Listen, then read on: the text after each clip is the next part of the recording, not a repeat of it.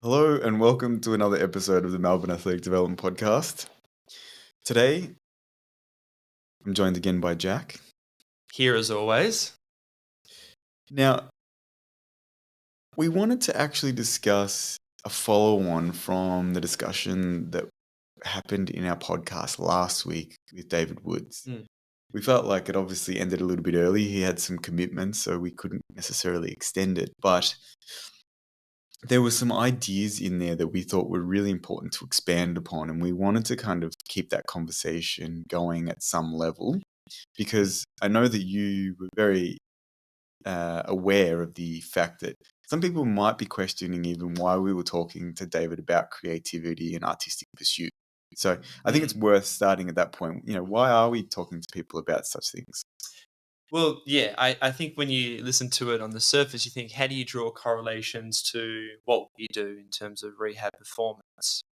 But the reality is, I think there is a lot to be drawn from the concept of creativity. But I think also, too, some of the topics that we talked about with pursuing knowledge outside of fields or areas that you may see as being necessarily related to what you do. Because there's actually a lot of things that you learn along the process. And we touched on specifically about trying to alter someone's perspective and the importance of psychology on performance, which is a pretty clear one. But I think most of the time people associate that with, say, going to see a sports psychologist and learning some, good tools about how you manage stress or perceive yourself. So, well, this is something we've talked about before. And that is, as a coach, as a clinician, what is your job? And we've talked about this in the most simplistic way of, I see our job as to solve problems. Yes. Now, specifically as a clinician, as a physio, typically we're trying to solve musculoskeletal problems. And we definitely live in a time where the problem-solving method we have is very much find a diagnosis, apply a recipe. It's quite formulaic. And we've talked about this before of, well, how do we actually start thinking about how we solve a problem like in the human system? Part of this is about thinking about kind of a problem that you're dealing with. Well, I think the big thing that came out of that discussion was really understanding the psychology of individuals and how you need to interact in a way that is aligned with what that person is trying to achieve, as well as the way in which they can work. And I think David was really good at being able to articulate that your whole point is to kind of navigate that space to bring them along for some sort of journey. And I think we've been talking about this a lot, obviously, even from just a business perspective. And it's relationship psychology. The psychology of, patients and how they view what you're doing, because if you're not able to take them along for that journey, you actually get much worse outcomes. And it seems like you're having to tap into some of these skills that aren't always spoken about, and they are the softer skills. They are things like bedside manner, but they're really important. And funnily enough, talking with Dom, who works with us, recently said, he sent someone off to see a surgeon. And this surgeon's a fantastic orthopedic surgeon and is really clear with what they say. But the feedback that you always get from patients is that their bedside manner is very blunt, doesn't show a huge amount of empathy, and doesn't always instill a lot of that psychological safety sort of aspect in the patient. However, obviously builds trust through their competence as a surgeon, has good results and is very, very confident in their ability to carry out certain outcomes. So it's a really interesting interplay because the feedback that you always get is, oh, that wasn't that enjoyable of a consultation experience. But, straight away it makes me think of, too, when thinking about David. What does David do? He is a performer. In reality, when we work, we're performers. There is a performance. There is a story and a narrative that a patient or a client has, and an expectation. And you may or may not fulfill that expectation or the story or narrative. It's like David was saying, you go to it, he would be performing a show, and some people would just walk out because they're like, this is not the expectation I had of what this performance was. Totally. And in that setting, you're doing it obviously for some sort of creative pursuit. Mm. And as you said, it's that interesting line between them balancing the commercial aspect. And for us, weirdly, as health professionals, you are balancing that commercial aspect because Gosh. you might be the most competent clinician, but if no one ever sees you, then you need to get another job, Yeah. right? So it's a really interesting game because you need to understand, as you said, how to build that performance around the expectations of that patient. Mm. And that's not always easy to do because you get people from very different walks of life. Yeah, so like I think as we start to unfold this more, it makes me think of a couple of things about creativity Mm. because there is creativity about how do I solve that problem, Yeah. injury or pain, but there's also the creativity of how do I ensure that that person feels that I'm taking them on the journey that they expect. Mm. And like this is something that we have talked about this week too, of about having clarity with outcomes Yes. and having clarity with intentions. Because it's just to give some context, when we think about working with a patient, ultimately the thing that we're thinking about is like, one, we want you to have a good outcome, whatever Yeah. that is, and two, we want that to happen as soon as possible. Yeah. I think that's the key thing. Your job really is to say, like, it sounds dumb, but you're wanting to discharge them as soon as possible with the Mm, best outcome available. mm, And it seems silly because obviously it's counterintuitive. You can keep them coming back. You'll obviously commercially, the commercial realities, you'll make more money from that. But that's not necessarily going to get you a good outcome in the long term. If you're much more clear on what you're trying to achieve, you potentially have the opportunity, even if you think about it from a business sense, you may actually have more opportunity to charge more if you can say, I can maybe not guarantee, but I have good evidence based on my experiences that there's a high probability I can get you from here to here mm. with this information and this input, and I can do it in this period of time. If you can show and demonstrate ongoing success with that, and people start to know, is the same like with the surgeon. If the surgeon shows a high level of success with knee replacements or ACLs or whatever it is, then people go there going, I'm there for the outcome.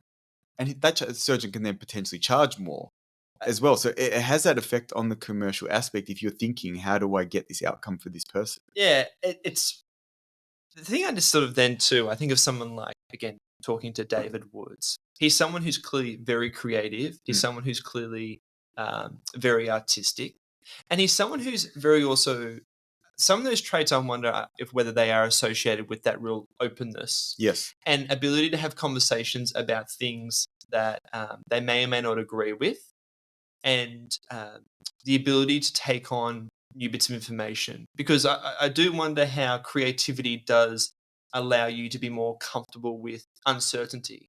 And like maybe we can use the other end of the spectrum. And this is a gross generalization, I realize, but thinking about orthopedic surgeons, where there seems to be a certain stereotype about orthopedic surgeons, but I think the way that they think is in very It's very certain, binary. yes, very binary terms of you do need surgery, you don't need surgery. If you do need surgery, we're going to fix the problem, and this is the outcome. And total gross generalization because we've obviously met plenty Yeah, of we've had some fantastic fantastic surgeons who surgeons. don't think necessarily in such concrete fashion. And there's something appealing to that, and certainly I think something that we all need to be able to do is to be able to identify certain psychological traits in the people we work with to understand what is their psychological profile and how do they respond to uh, how you word things Well, with actually, regards. it's an interesting question because I think about this myself. I've thought about this a lot um, because I'm not a consumer, for instance. Weirdly, I'm not a consumer of healthcare generally. Mm, And I've actually thought about why. And I think because for me, I am very much like what you're describing with these patients. I'm binary. I want an outcome. mm, So unless I think I'm getting a specific outcome from a healthcare professional, I'm not going to them. yes, okay. Right. And, I'm lucky in the sense of, physical injuries generally. I don't participate at sport at a really high level. I do some general exercise, but I'm not doing enough to get injured. So physically, hopefully I could also, help myself in some ways by doing, what information I have in my own sort of skill set. But say, for instance, um, if I was to go, say some sort of medical thing, unless I'm going to the doctor because I know like I need an antibiotic or I need this, I won't go. Yes. because I'm looking for a specific outcome, and I'm weirdly binary in that sense. Mm. So I understand why patients think that way because I think that way. Mm. So if I came to me and no, I'm serious. If I came to me and I was verbose and not giving a really clear, like, oh, how long is it going to take for my hamstring strain to get better? And I was like, oh, it could be this. I'd be like, I'm not going back. Mm. So I'm really careful with that, with my language and saying, this is what you've got. This is what I expect based off the experiences that I've had. Mm. These are the contingencies we put in place. If that doesn't work, then we're going to explore this. It's that straightforward, right? And I know that I do that sometimes even to appease my own psychology of Sure. that's how I would like to be treated, which is not always right because some people don't view it that way. But I think that it's very heavily intertwined with, what we discussed a little bit with David, which is that the world is more and more uncertain. We have less and less time. Our attention span is shorter and shorter. So if you're not going to give a really clear, well-defined time frame to people, they really struggle with the idea that there's an open-ended outcome. How do you deal with the situation then if there is less certainty in your I think you just have to be clinical really honest appraisal? with it. Like it's actually very jarring. And I'm in discussions at the moment with some people at a couple of different universities talking about a project ACL injuries. Mm. I don't know if I've spoken about this on the podcast, but I currently believe that the solution we have for ACL injuries is terrible. It's a really, really poor solution. It's a minimum of 12 months back to reasonable level of activity. Probably 2 years is a better, if you look at the statistics, 2 years is probably a smarter time to do it in terms of the safety of return and re-injury rates. The knee is never the same. The degradation and The likelihood performance of people is usually never the same. the Yeah. likelihood of early onset osteoarthritic changes is quite high, or very high. And not necessarily different to whether you get surgery or don't get surgery. These are the things that when you think about that, make you realize, okay, that's not a great solution. No. And one of the reasons why I'm interested in being involved in this project is because I really don't like the experience that often gets left to us as the physio to explain to people this very scenario. Mm. And it's really interesting talking to people because, I think as you get more experience as a clinician, you can be a little bit more direct because you're more confident in what you do know. Yeah, yeah.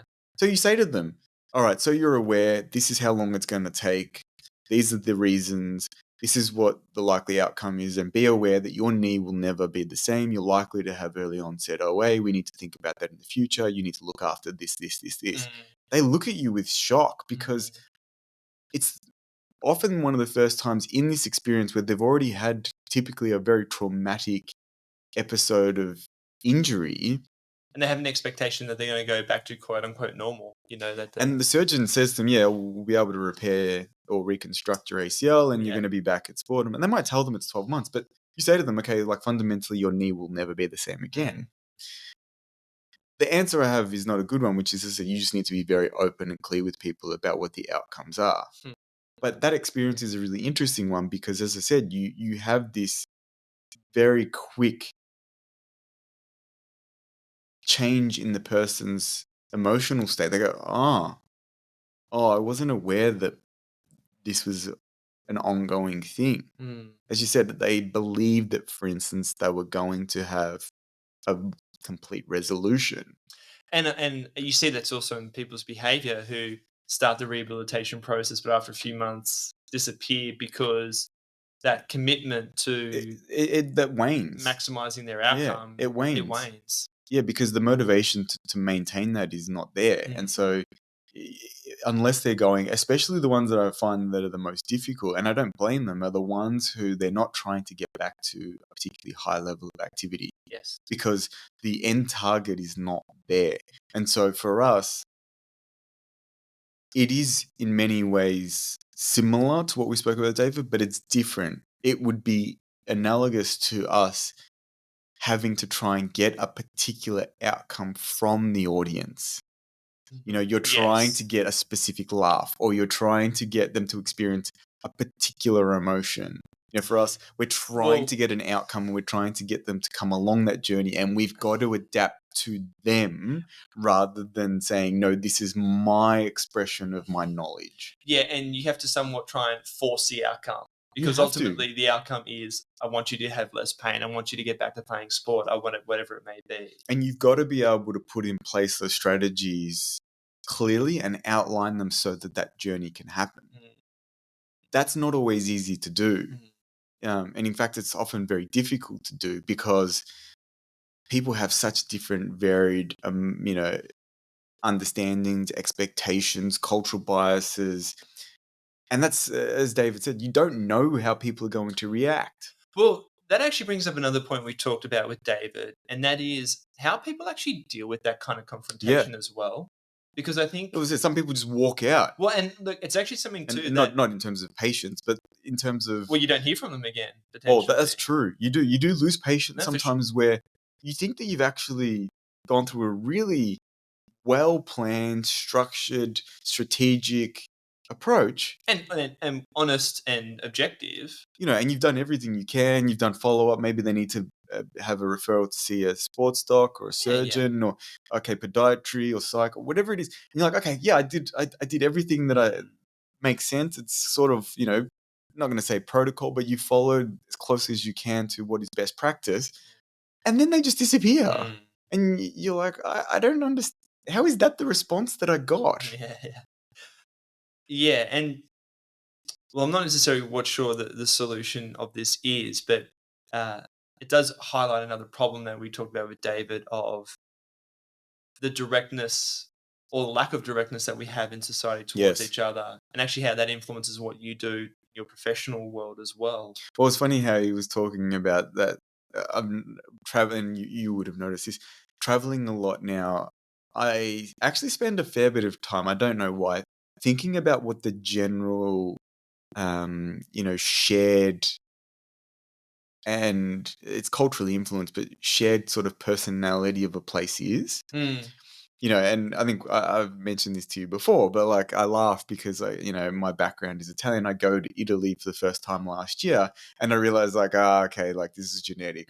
I understand some of my volatility emotionally, because that's how they operate, right? And David brought up the German gentleman. He's just undeterred, gets up and just does the same thing over and doesn't understand why, the French director saying, get off. Like, it's the same thing. Well, there is that. I know you've mentioned that about a patient you have that has a particular ethnic background. Is it like, they're such a stereotype of that background. And you're not saying it in a negative sense, but it's just like it puts it into context for you. But, and again, we're going on different tangents here, but I think about the conversation of creativity. And one of the things that's very evident when you think about reading and reading fiction is it actually builds empathy. Yes. Because it gives you insight That's into a really looking good, at things. I never thought of that. Yeah, well, it gives you insight into looking at a story being told from someone's perspective. And obviously, very good writers have the ability to create characters with certain types of traits that often are very in contrast with each other and can actually tell a story through the lens of different people. You know what I actually thought about with this is how clever writers are at being able to get you to, for instance, feel some sort of connection with a character that is often a horrible character. I know, like, for instance, even for those people who would have seen it more recently, what was the you would have seen it, they won a number of awards. Oh, I've lost it, but it's the one with Leonardo DiCaprio and Robert De Niro, and they're on. It's about like the American Indian involvement. The Martin Scorsese film, I believe. I'm not sure if I know it actually. Apologies, but I've actually lost the name of it. This happens to me too often, actually. But essentially, the one of the characters who's played by Leonardo DiCaprio is one of the main characters. Killers of the Flower Moon. That's right, correct. Yeah, you've seen that, Jack? No, I actually haven't. Very, very good film. But Leonardo DiCaprio's character, you want to love him, but he is one of the worst people you'll ever see. He's just like a horrible, horrible, horrible person, and Watch it. It's a very interesting, but weirdly, the way that it's structured and written and directed, you want to like this guy and you want to be on his side, but really you should hate him and you should think this guy's just such a piece of shit. And it always makes you think of like, how do they get you to feel this? And it shows the complexity of people, that they're not as simple as good or bad. They have these other areas that you need to understand, and including fundamental flaws. we all have massive fundamental flaws that we sometimes don't recognize. And this, I think, plays out heavily in our ability to work with an individual, because you see this play out. You present something to them and you've got to be creative about how you present it, because you know that if you don't, you'll lose them.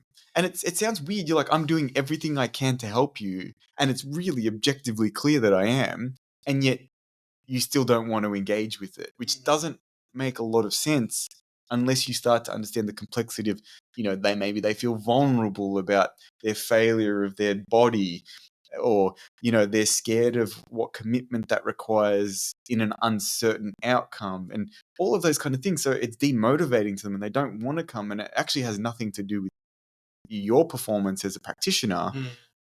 But you need to engage with that and find a way of communicating that gets that out of them. For sure. And look, you use the example of yourself of terms of what expectations you would have with seeing a health professional, which is fair. But I do think about like what other people do expect and are looking for when they go to see a health professional as well. Because I think for a lot of people, it can be even something as simple as wanting to be heard. That is such a good point. Yeah, and I think of... People want that. They want the idea that someone is listening to them about their pain or about their problem. And I think you and I have talked about this before, because you and I have this trait in common, which actually can be a problem. A big problem. Is because we've got experience now, we know when we see a problem where you're like, okay, this is a problem, we need to address this. But the reality is most of the time you're like... you know what to do. You're going to be all right. Yeah. But that kind of language can be very problematic, because a lot of people who are like, no, but like my back's in a lot of pain. You're like, no, like I'm not suggesting that's not, but like... You'll be okay.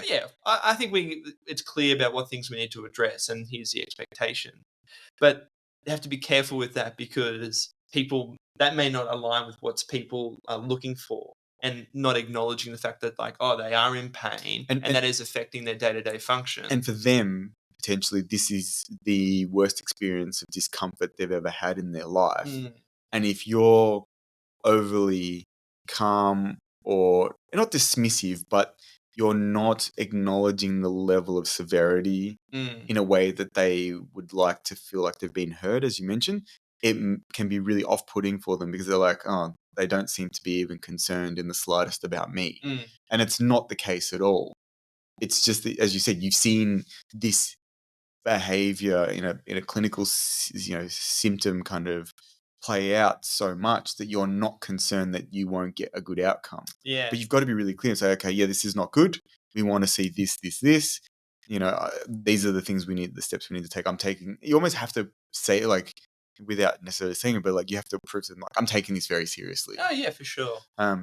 Whereas they can interpret that you're not taking it seriously, not because you're doing anything different, but just because of, you're very relaxed and calm about the situation. And I also wanted then too, because I think you and I are similar, where I read a lot, but I don't know, 98% of what I read is nonfiction, because I really like to learn about things and understand different concepts. And like the last couple of years, I've been really trying to learn about all sorts of structures of economy and finance, which is not really related to what I do, but it's also very, factual.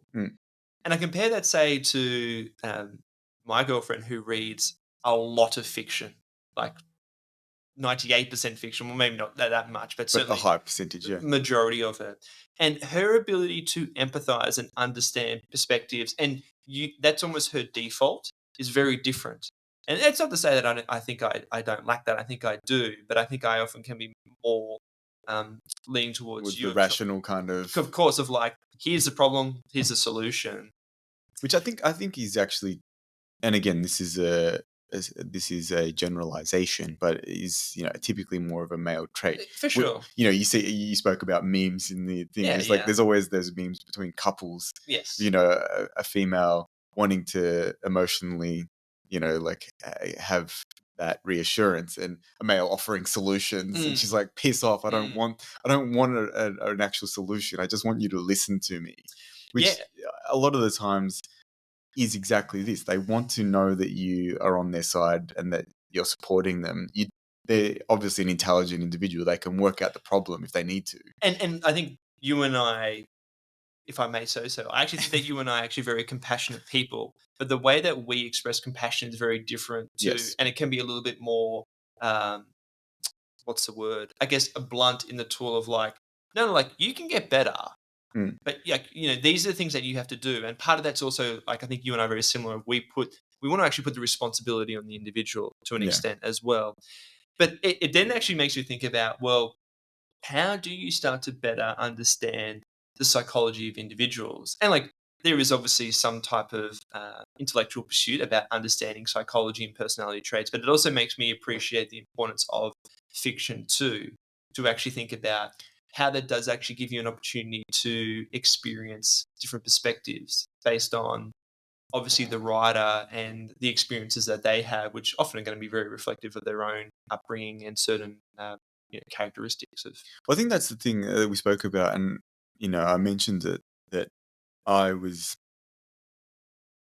probably quite disrespectful to what the creative pursuits do, is that it actually gives you that opportunity to explore ideas and personalities and people and, as you said, perspectives that are potentially so far away from your own. And that in itself is the learning experience. And you can't get that if all you do is take on very objective information in that, as I said, that non-fiction sense where you're it's basically confirmational bias. You're like, this is how I think about the world, and therefore I'm going to continue to seek out people who think in the same way and consume things only through that lens. And that is a large problem in society in general, and it's actually something that we have to be careful of, not using your ideology as like a sledgehammer to bend the world to your demands, because you may think that you have clarity on what you're doing and that you're providing the best treatment, so to speak, but that actually may not be perceived in that way from the person that you're working. It reminds me of, you remember the conversation that we had with Richard Newsham West, where he said, we had, when he was working with compensable agencies, they had a clinician. No, that was with Paul Coburn, wasn't it? Was it Paul Coburn? Yeah, was it? yeah. It was with Paul. Sorry, apologies. It was Paul Coburn. And he's saying, we had this clinician that they were getting extremely good objective outcomes, but we couldn't work out why.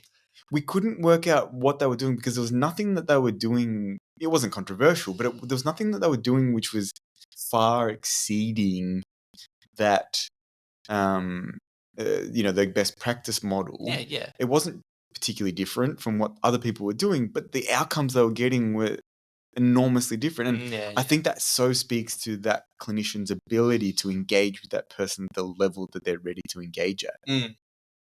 The other thing I think that's worth exploring here too with creativity then is about how you put together some type of treatment or management plan. And again, this is something that we talked about with David, because people who are in the arts, particularly the ones who are really good, there seems to be that real gray zone that when you enter a certain state of mind, it allows you to express yourself in ways that you couldn't as opposed to being in the much more sort of objective reality. I don't even know if that's the right way to put it. Okay. But like, I'll give you an example. I think of, say, we've had an interview we did a podcast with my brother, who's a classical pianist.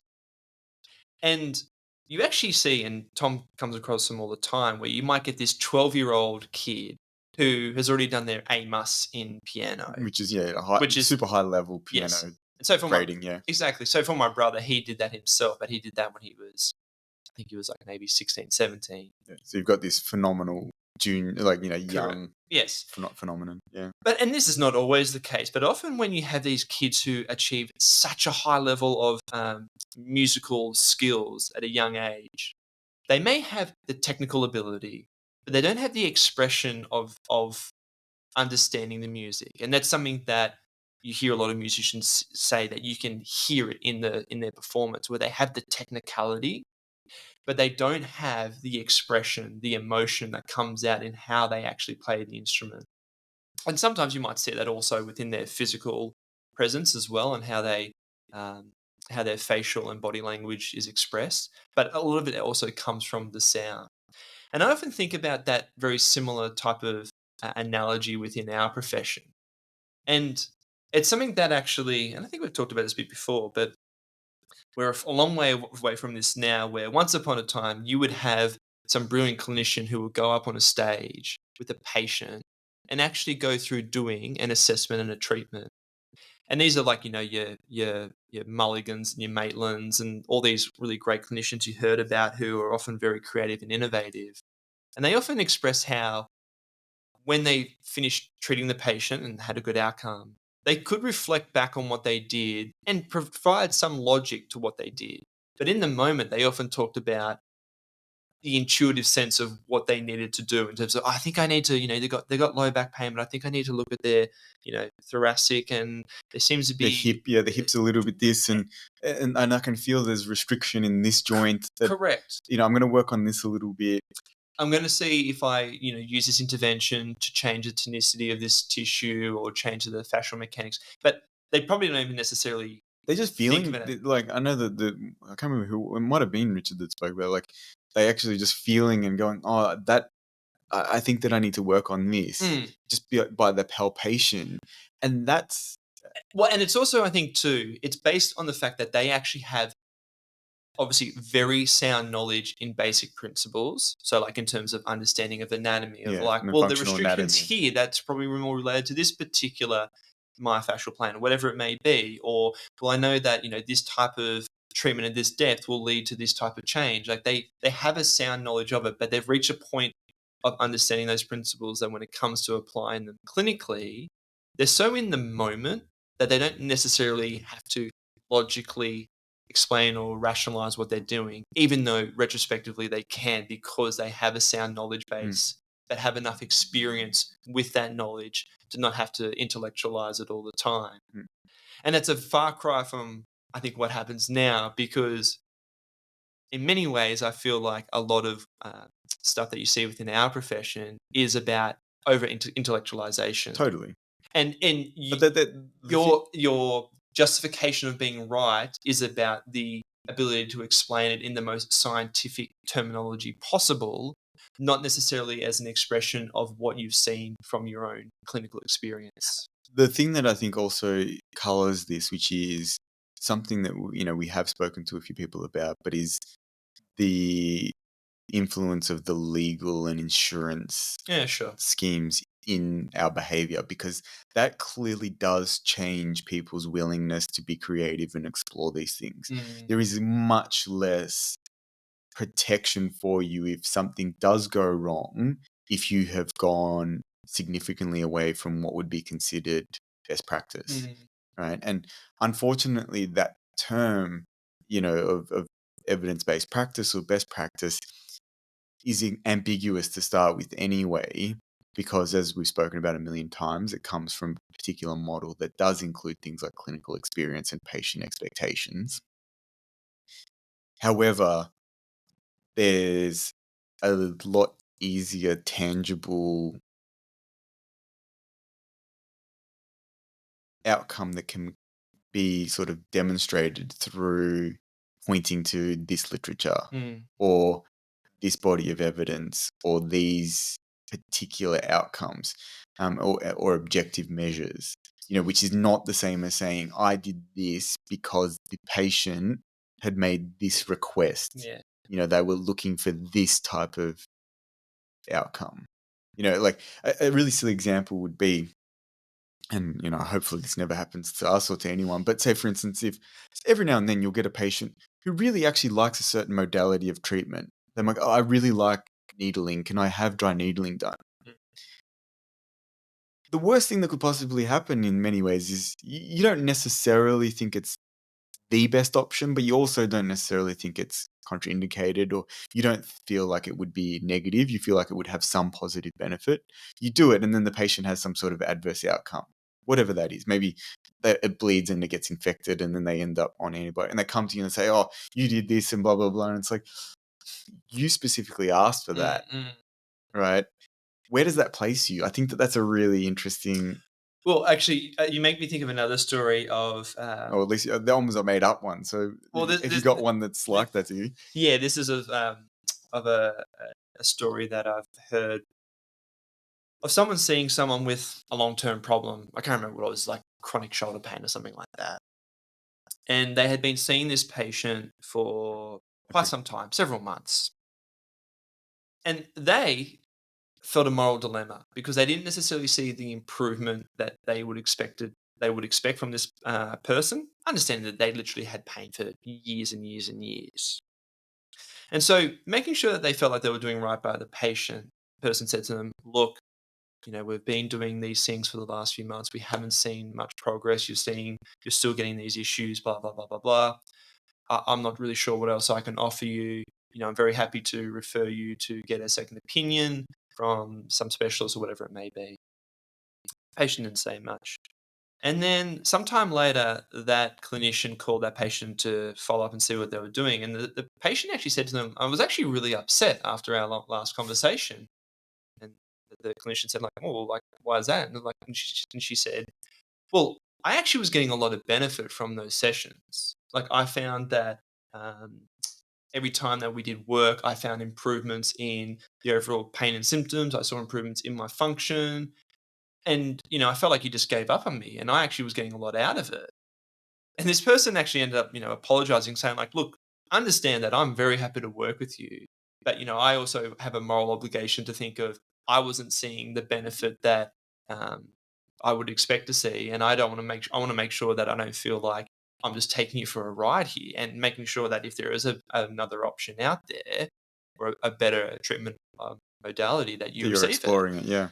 And it was an interesting experience because it was the first time where, and I'm sure a lot of it also had to do with the fact that this person obviously had developed rapport with this clinician, and Yes. respected this person, and found therapy in actually seeing them. And the fact that, they probably felt that clinician was doing everything that was possible. Absolutely.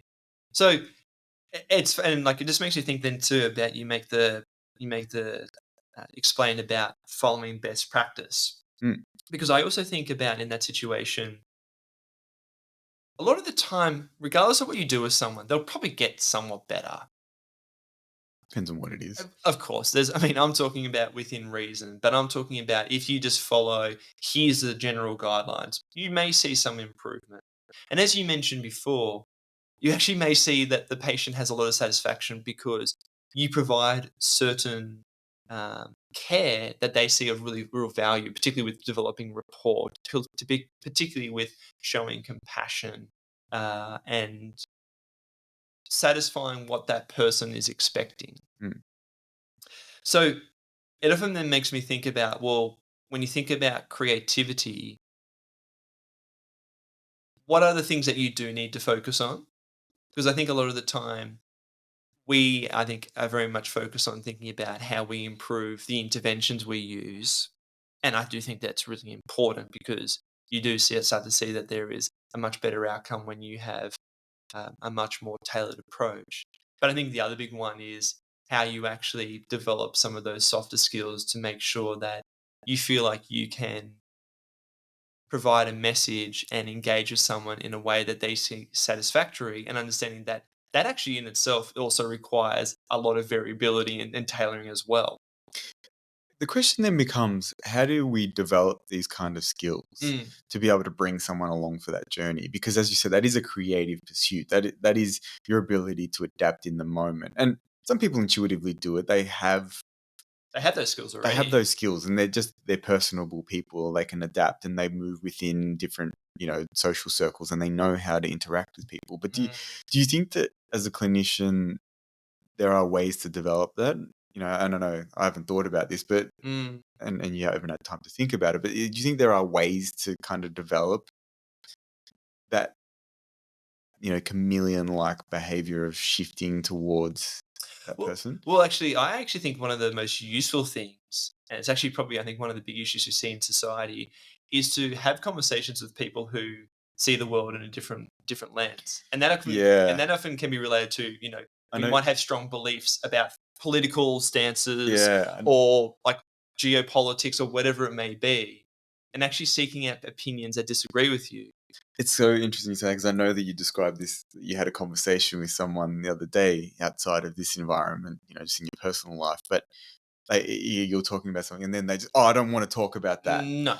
and or like, I'm not Well, willing to listen when it comes to that, and you were like, oh, and okay, interesting. Well, and it's funny actually because we were talking about this a little bit before. Because I actually see the exact same issue when it comes to developing creativity and different skill sets that you use professionally. Mm, And like the most obvious example I think of, we're physiotherapists. You don't necessarily see a lot of engagement and collaboration with osteopaths, with chiropractors, with which myotherapists, whatever it may it be. doesn't make sense, because we all have similar skill sets with slightly different experiences, and that's Completely. going to give us the opportunity to understand how to see it, as you said, from those different perspectives, which may very much allow you to adapt to that individual. And it's like this goes back to understanding that we all have preconceived ideas and biases and egos too. I think you're 100% right of thinking about it on the surface, like, you need to engage in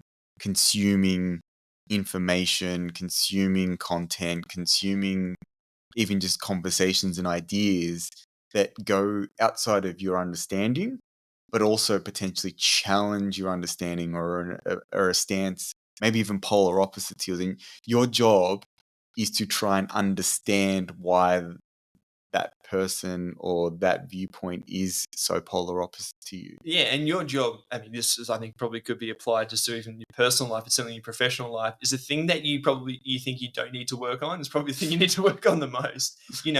That preconceived idea of like, well, no, psychology is not important. If I'm a really good clinician, Yeah, that doesn't and matter. it does, yes, or like I'm not going to interact with that profession because I am superior and I'm from a higher profession. And I see that too, like with creativity, and I see that the value with things like the arts because it does provide you with thinking of things in a different way. Mm, And like that also can include like being involved in the arts, and yeah. like I know David used that example of the New Zealand All Blacks learning to play instruments, which I imagine on the surface a lot of people going, that's just a bloody waste of time. To be honest, I see that as a waste of time. Well, see, I don't. And like, I mean, don't be wrong, if that's taking up, 30% of their training, I do, but I don't in the sense Why, of why do you not? because it provides them with, I'm making an assumption here, Yeah. that a lot of them may not have musical backgrounds. Yeah. Some they may, for all I know. They're all classically trained musicians. Maybe. It's pushing them so far out of their comfort zone and developing a skill set that I think allows opportunities for you to think about things in a different way. And I think about how that may then translate into things like patience and discipline, but then also with like creativity and how that even influences. I guess I don't. The reason I say I don't know, and I'm not completely against it, but I feel like it may be too many generations removed. That I feel Mm, like there's opportunity to do creative things within that's fair. the rugby context, because Well, because otherwise you can start to make assumptions that anything is going to help your high performance, I guess. Yes.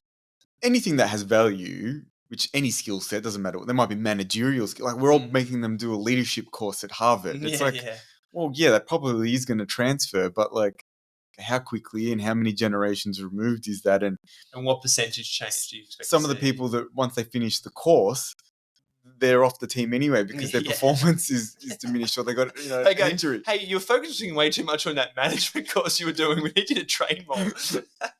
Oh, I'm playing at the Philharmonic. I actually can't play on the weekend. I've actually realized that my real passion He's the violin. is the violin.